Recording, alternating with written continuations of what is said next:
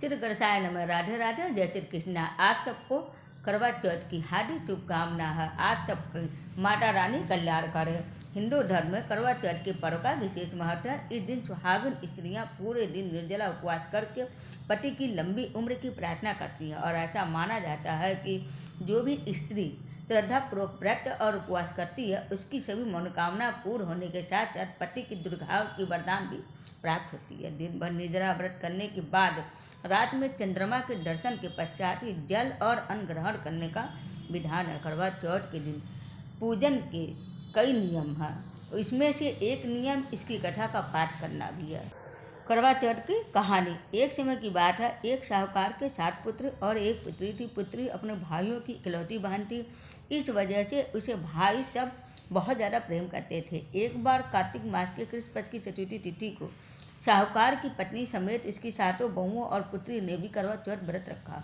रात के समय जब साहूकार के सभी लड़के भोजन करने बैठे तो उन्होंने अपनी बहन से भी भोजन का आग्रह किया। इस बात पर बहन ने कहा कि भैया आज करवा चौथ का व्रत उसने भी रखा और चंद्रमा के दर्शन के पश्चात ही कुछ खा सकती है। चांद के निकलने पर उसे अर्घ्य देकर ही वह अन्न और जल को ग्रहण कर सकती है। साहूकार के बेटे अपने बहन से बहुत प्रेम करते थे और उन्हें अपने बहन की भूख से व्याकुल चेहरा देख बेहद दुख हुआ। अपनी बहन का ये हाल देखकर उन्हें ऐसा विचार आया कि यदि चंद्रमा जल्दी ही निकला तो उसकी बहन व्रत का पारण कर सकती है।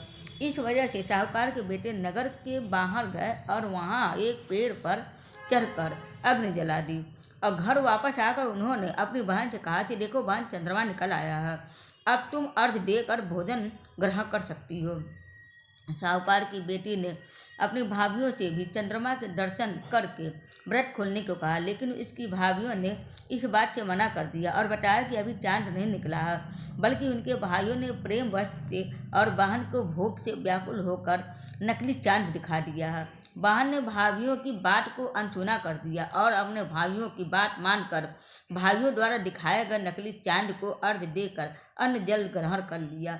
इस प्रकार बहन का करवा चौथ का व्रत भंग होने की वजह से भगवान श्री गणेश साहूकार की बेटी पर अप्रसन्न हो गया और गणेश जी की अप्रसन्नता के कारण उस लड़की का पति जल्दी ही बीमार हो गया और घर में बचा हुआ सारा धन इसकी बीमारी में ब्याह हो गया, खर्च हो गया। साहूकार की बेटी को जब अपने किए हुए दोषों का पता लगा तो उसे बहुत पश्चाताप हुआ। उसने गणेश जी से क्षमा प्रार्थना की और फिर से विधि पूर्वक चतुर्थी का व्रत शुरू कर दिया। उसने विधि से पूजन करके चंद्रमा को अर्घ्य देकर अपना उपवास पूरा किया और वहां उपस्थित सभी लोगों का आशीर्वाद ग्रहण किया। साहूकार की बेटी की निश्चल भक्ति और श्रद्धा को देखकर भगवान गणेश जी उस पर प्रसन्न हो गए और उसके पति को जीवन दान दिया, साथ ही उसे सभी प्रकार के रोगों से मुक्त करके धन संपत्ति और वैभव से युक्त कर दिया। करवा चौथ माता की जय हो। ऐसी मान्यता है कि तभी से करवा चौथ की पूजा किया जाने लगा। जब पूजा के साथ इस कथा का पाठ किया जाता है, जो स्त्रियां करवा चौथ के दिन पूजन के साथ इसका पाठ भी करती हैं, कथा भी सुनती हैं और चंद्रमा को अर्घ्य देती हैं, करवा चौथ के दिन उनके पति को दीर्घायु देती हैं करवा माता। और साहूकार की बेटी की ही तरह उनके पति पर भी सदा भगवान गणपति की कृपा बनी रहती है। करवा चौथ के दिन इस व्रत का एक कैलेंडर सामने रखकर करवा माता का ध्यान करते हुए यदि स्त्रियां इस कथा का पाठ करेंगी और दूसरों को भी सुनाएंगी तो उनका सौभाग्य अखंड बना रहेगा। करवा चौथ की दूसरी कहानी।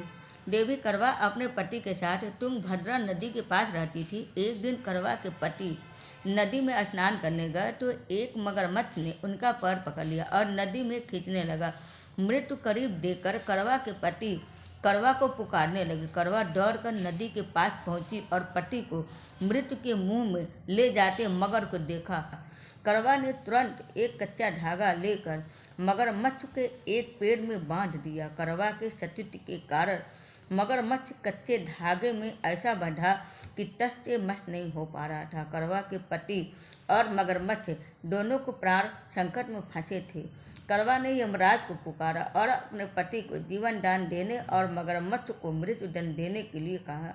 यमराज ने कहा कि मैं ऐसा नहीं कर सकता क्योंकि अभी मगरमच्छ की आयु शेष है और तुम्हारे पति की आयु पूरी हो चुकी है। क्रोधित होकर करवा ने यमराज से कहा, अगर आपने ऐसा नहीं किया तो मैं आपको शाप दे दूंगी। सती के साप से भयभीत होकर यमराज ने तुरंत मगरमच्छ को यमलोक भेज दिया और करवा के पति को जीवन दान दे दिया। इसलिए करवा चौथ के व्रत में सुहागिन स्त्रियां करवा माता से प्रार्थना करती हैं कि हे करवा माता, जैसे आपने अपने पति को मृत्यु के मुंह से वापस निकाल लिया, वैसे ही मेरे सुहाग की भी रक्षा करना। करवा माता की आरती।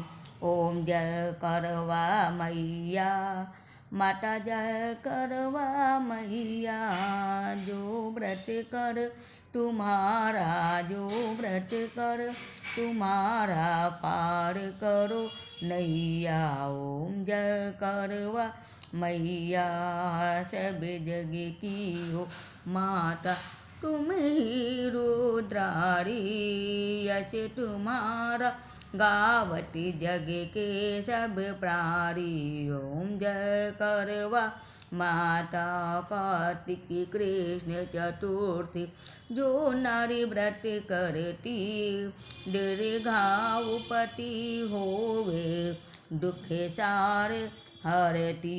ओम जय करवा मैया, होय सुहागिन नारी, सुख संपत्ति पावे, गणपति जी बड़े दयालु, विघ्न सभी नाशे।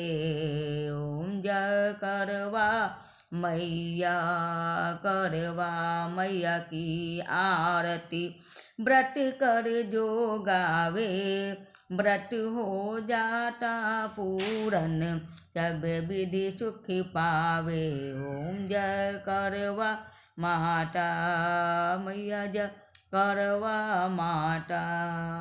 करवा माता की जय हो। उम्मीद करती हूँ आप सबको मेरा वीडियो पसंद आया होगा।